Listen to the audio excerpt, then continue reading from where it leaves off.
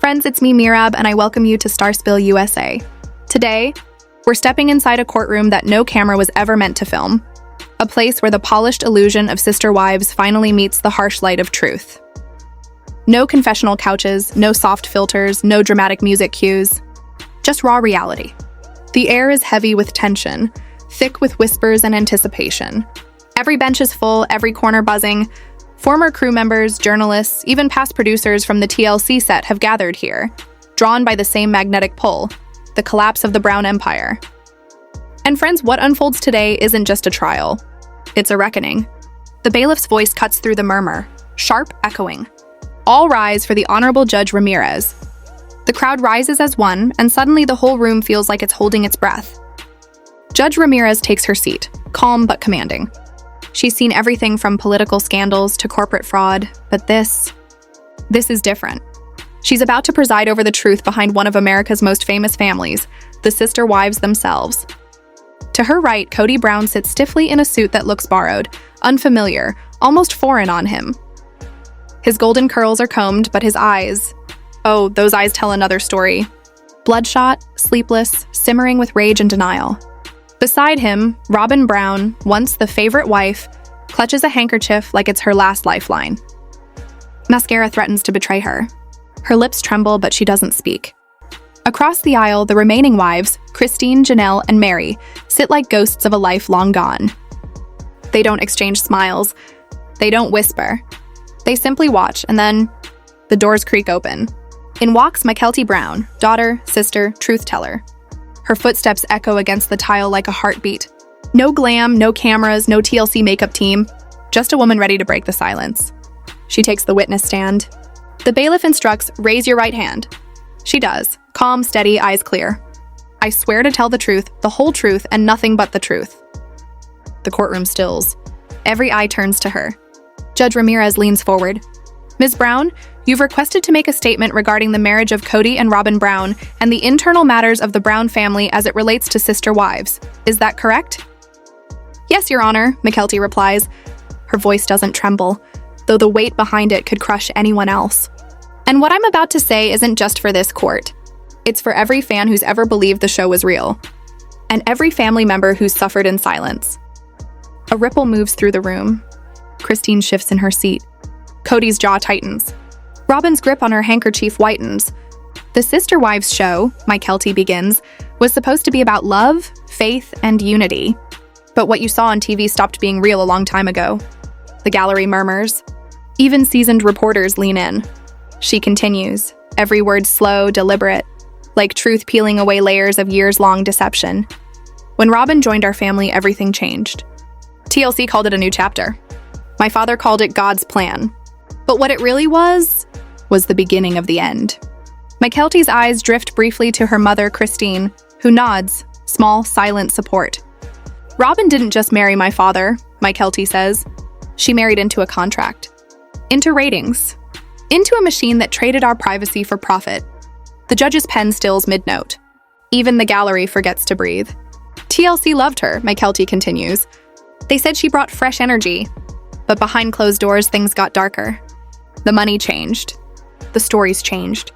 Dad changed. She paints the picture.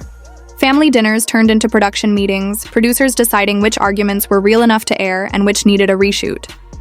They called it reality, Mykelti says, voice hardening, but every moment was manufactured.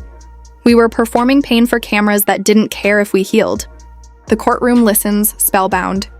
Judge Ramirez finally breaks the silence. Can you give the court a specific example, Ms. Brown? Mykelti nods. There was one night after filming. Robyn was in tears in the kitchen. She told me they only want to see me cry. They don't care about us as people. She said Dad blamed her. For Christine leaving, for the ratings dropping, for everything. A gasp cuts through the crowd. Even the journalists look shaken.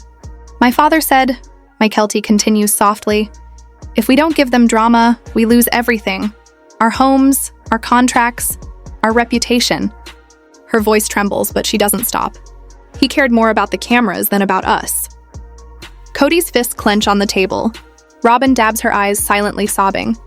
The truth has a way of cutting deeper than any script ever could. But Mykelti isn't done. TLC didn't want real life. They wanted controlled chaos. They didn't want to show us fighting over bills or crying over broken promises. They wanted perfect heartbreak, just enough to trend, never enough to heal. She takes a deep breath. And Dad? He played along, even when it destroyed everything. Judge Ramirez leans forward again. So you're saying TLC knowingly misrepresented your family? Yes, Your Honor, Mykelti says firmly. They used our lives like storylines, and my father let them. Because fame became his faith. The room goes still. You could hear a pin drop. Then comes the bombshell. When the contracts came, Mykelti reveals, everything went through Dad. He said it was for the good of the family. But the money wasn't divided equally. Most of it went to Robyn and her kids. New cars, new trips, new furniture, while the rest of us were told to wait. The cameras never followed us to the bank. That's where the real drama was. A stunned murmur rolls through the courtroom. Christine covers her mouth. Janelle's eyes glisten. Meri just stares at the floor, jaw tight, silent but shattered. Judge Ramirez's tone sharpens. Are you implying financial misconduct, Ms. Brown? I'm saying, Mykelti answers, that my father used money to control us. To keep Robyn close. To keep the rest of us quiet. Even Robyn looks shocked now, her tears genuine, her lips trembling. The fans called Robyn manipulative, Mykelti says.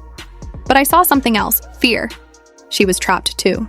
The producers needed a villain, and Dad needed someone to blame. The audience gasps. That one line hits like lightning. My father and TLC made her the face of the family's downfall, Mykelti says, her voice breaking. But what you didn't see were the nights she cried behind closed doors, begging for it to stop. She once told me, they want me to be the villain, but I just want peace.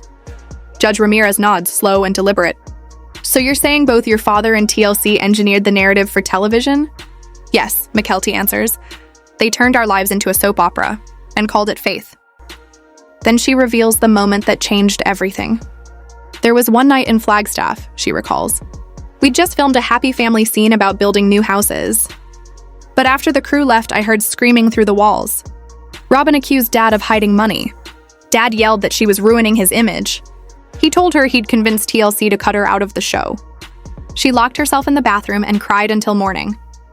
But the next day, her makeup was perfect, her smile ready. The crowd falls silent. Even Judge Ramirez looks shaken. That was the day, Mykelti says quietly, I realized our whole life was a lie. Kody finally stands. Your Honor, this is character assassination. The judge doesn't blink. Sit down, Mr. Brown. You'll have your chance. He does, red-faced, jaw-tight, defeated. I'm not here to destroy my father, Mykelti continues. I'm here because I'm tired of the lies. None of us are villains. We're all victims of the same broken system, a system built on secrets, contracts, and public opinion. Our family didn't fall apart because of polygamy. It fell apart because of greed, manipulation, and the obsession with perfection. The silence that follows is thick. Even the cameras of imagination seem to freeze. Then Christine rises. Her voice trembles, but her words are steady. She's right, she says. I stayed quiet for years, but I saw it too. Kody stopped being a husband the moment he became a star. Robyn wasn't allowed to just be a wife. She was a character. We all were, and now, it's time to end the act. Judge Ramirez nods solemnly. Let the record show that Kody Brown corroborates Mykelti Brown's statement. This is no longer just a family dispute. This is a case study in emotional exploitation under the guise of entertainment. Mykelti's eyes glisten, but she doesn't falter. I still love my father, she says softly. I wish things could have been different. But until we stop lying, we can't heal. Robyn deserves the truth. We all do. Her voice cracks on the last word. Judge Ramirez exhales deeply, then turns her gaze toward Robyn. Mrs. Brown, she says, please take the stand. The entire room seems to shift as Robyn stands, trembling, fragile, yet resolute. Her chair scrapes softly against the floor. For a brief moment, her eyes meet Mykelti's, and for the first time in years, there's no tension, no rivalry. Just mutual recognition. Whatever happens next, both women know. The truth has finally begun to speak. Friends, this courtroom isn't just a legal battle. It's the end of an illusion. What began as a show about faith and unity has become a cautionary tale about control, manipulation, and the price of fame. The Brown family's empire was built on love, and undone by lies. Stay tuned, because in the next part, we'll hear Robyn Brown's testimony. And trust me, Her truth will shake everything you thought you knew about sister wives. TLC and Kody Brown's so-called legacy. About years of silence, betrayal, and manipulation, all unfolding under the cold, unblinking lights of a courtroom. The moment the doors opened, the air itself seemed to shift, thick with anticipation. And at the heart of it all stood one woman, Kody Brown, no longer a cast member, no longer the ex-wife in a TLC storyline, but a woman ready to reclaim her voice. Kody walked to the witness stand with purpose, her steps echoing through the room. Her face held both pain and strength, a woman who had been through the fire and survived it. The judge's gavel struck once, and suddenly the cameras, the scripts, the fake smiles, all of it faded. This was real. I swear to tell the truth, the whole truth, and nothing but the truth. Her voice didn't waver. And as she settled into her chair, Kody Brown's glare sliced through the air like a blade. But Kody didn't flinch. Not this time. Not ever again. Judge Ramirez, calm but sharp-eyed, leaned forward. Mrs. Brown, you were part of the Brown family for nearly 30 years. Tell us, what did you see, especially regarding the finances? Kody's lips pressed into a thin line before she spoke. The money, she began, was never equal. The courtroom went utterly still. From the very start, Kody had controlled everything. Every TLC payment, every book deal, every public appearance check. He always said it was for the good of the family. But by the time Robyn arrived, everything changed. Kody's eyes darkened as she went on. When Robyn joined, suddenly there was always enough for her. New cars, a bigger home, designer clothes for her kids. The rest of us, me, Janelle, Meri, were told to tighten our belts. Kody would say, "It's just for now. I'll make it right later." But later never came. Kody shifted in his seat, his jaw tightening. But Kody didn't even glance his way. She looked directly at the judge, her voice steady, her truth undeniable. "The public saw us as one big happy family," she said quietly. But what they didn't see, the part TLC never showed, was how divided we really were. Kody and Robyn weren't just husband and wife. They were a team. And the rest of us? We were outsiders in our own home. In the gallery, Janelle nodded slowly, her eyes brimming. Mykelti's fists clenched in her lap. Meri sat a little further back, a tear slipping down her cheek. It was as though years of silence were finally cracking open. "Did you ever see the financial records yourself?" the judge asked. Kody gave a short, bitter laugh. "Not once." We'd ask, and Kody would get angry. He'd say we didn't trust him. Robyn would step in to defend him, always. She'd say he's doing his best to provide, but it always seemed like she was the only one being provided for. The room buzzed softly with whispers. Journalists scribbled notes. Even the court clerk looked shaken. Kody continued. "When we were filming in Flagstaff, TLC showed us laughing, painting walls, building dreams. But behind the scenes, Kody used family funds to buy Robyn's house first. He promised we'd be next. We never were. That dream was just another lie for the cameras. A fairy tale scripted for ratings." The judge leaned forward. "And when you confronted him?" Kody's eyes glimmered with pain. "He told me I was jealous, that I was trying to ruin the family." The courtroom fell silent. Even the air seemed to hold its breath. Janelle suddenly stood from the gallery, her voice shaking. "Your Honor, may I speak?" Judge Ramirez nodded. Janelle stepped forward, anger and heartbreak etched into every word. "I sold my house to help buy land in Flagstaff. Kody promised we'd build homes together, but only Robyn's house was finished. When I asked for help, he said there wasn't enough money. But somehow, there was always enough for Robyn." Kody snapped, his temper breaking. "You agreed to that, Janelle. You knew the risks." But Janelle didn't back down. "No, Kody, I trusted you. There's a difference." The judge's gavel cracked. "Order in the court." Kody took a breath, regaining her composure. The producers knew there was tension, but they edited around it, unless it made Robyn look sympathetic. Kody worked with TLC behind our backs, making sure his version of the story was all anyone ever saw. Sometimes we filmed scenes twice, once for reality, once for the storyline. "So," the judge said slowly, "the unity shown on television was fabricated?" Kody's nod was small but powerful. "Absolutely. The show was never about love. It was about control. Kody told us no drama, no money. So we played along. But at home, we barely spoke. The family dinners? Fake. The laughter? Forced. The only thing real was the exhaustion. Then it was Meri's turn. Her walk to the stand was slow, but her eyes burned with emotion. My role, she said softly, was to be the supportive first wife, the loyal one. But the truth? I was isolated. Every time I questioned money or fairness, I was punished.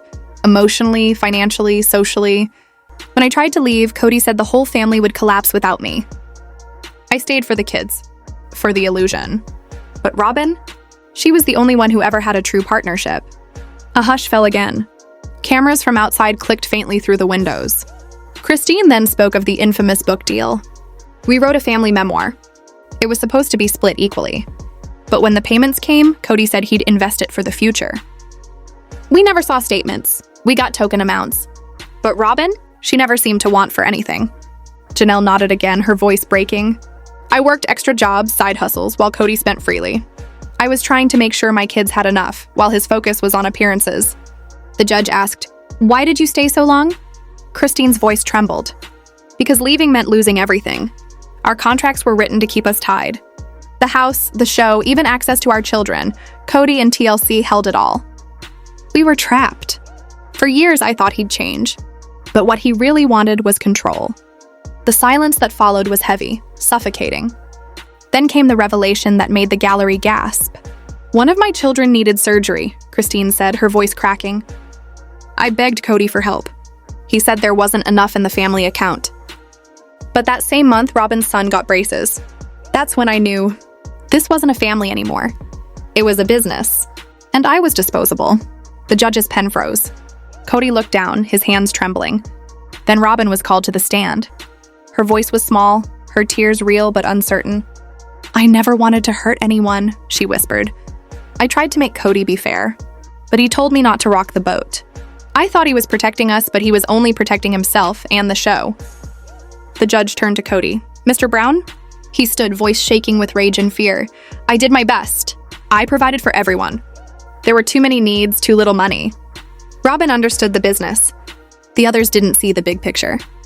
Christine's reply was cold as glass. The big picture was always Robyn's picture. The judge's tone hardened. Let the record show multiple witnesses corroborate a pattern of financial manipulation, emotional abuse, and preferential treatment. This is no longer just a family dispute, it's systemic. Christine looked toward her daughters. I'm here for one reason. Not revenge. Not attention. But truth. We were sold as a modern family, but we were pawns. The real unity wasn't love, it was fear and money. And as she stepped down, the room fell silent. The reality of the Brown family, the one millions had worshipped on TV, was finally exposed. Outside, fans cried, reporters screamed questions, but inside, the fight wasn't over. Because that's when Mykelti Brown took the stand. Older now, braver, eyes fierce with the kind of pain you only earn from growing up in chaos. Your Honor, she began, I'm not here to hurt my family. I'm here because my whole life we were told, protect the family, protect the brand, protect the show. No matter what it costs. She took a deep breath. But the cost was too high. She looked straight at Kody. When we moved to Las Vegas, TLC money was flowing. Ratings were high. We thought it was a fresh start. But everything, our privacy, our birthdays, our tears, was scripted. Every argument was weighed against, would it make a good episode? The courtroom hung on every word.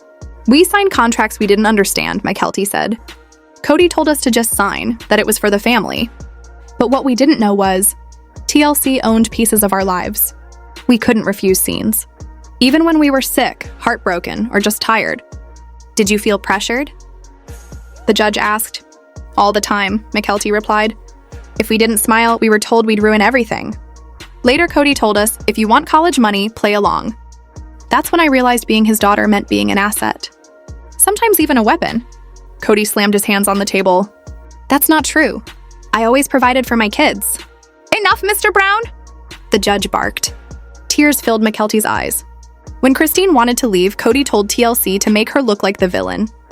He sold her heartbreak for ratings. She looked at him one last time. You said it was business. But we were your family. And with that, silence. A silence so deep it felt like the whole world was listening. Because at last, the truth, the one hidden for years beneath edited smiles and family slogans, had finally been spoken aloud. And this, friends, this was only the beginning. Kody and Robyn had been meeting in secret with TLC. Slowly, the rest of the family was shut out. Christine was ignored. Meri was told to stir up drama or lose her place on the show. And Janelle, as always, tried to hold everything together. Mykelti's voice trembled as she faced the courtroom. "Ever wonder why the Brown kids never rebelled on TV?" she said. "It's because the cost was too high." She paused, tears in her eyes. "We weren't just a family. We were a business. And Kody was the CEO." Whenever one of the wives pushed for therapy or honesty, Kody would shut it down. He'd say a TLC owns our story. If you want to talk, make it good for ratings. Even our pain had to be profitable. From the gallery, Janelle spoke softly. "That's why we pulled away. We couldn't breathe. Everything was a negotiation." Mykelti nodded. "There's a scene fans always talk about, the one where Kody yells at Christine about loyalty. What you didn't see was that TLC asked him to do it again, to look angrier, to cry if possible. Afterward, he was fine. Christine wasn't." The judge, her expression grave, leaned forward. "Did TLC ever try to stop this?" she asked. "They encouraged it," Mykelti answered. "They'd whisper, 'Say it louder.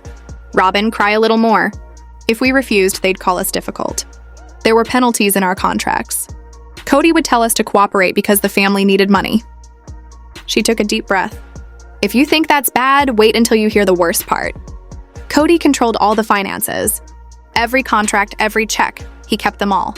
He'd give Robyn spending money, but the rest of us had to ask for permission to buy groceries or pay school fees. He'd always say, 'Be patient. The next check's coming.' But it was always Robyn's bills that got paid first." A sharp gasp echoed through the room. Robyn burst into tears. "I didn't know," she sobbed. "I thought everything was being split fairly."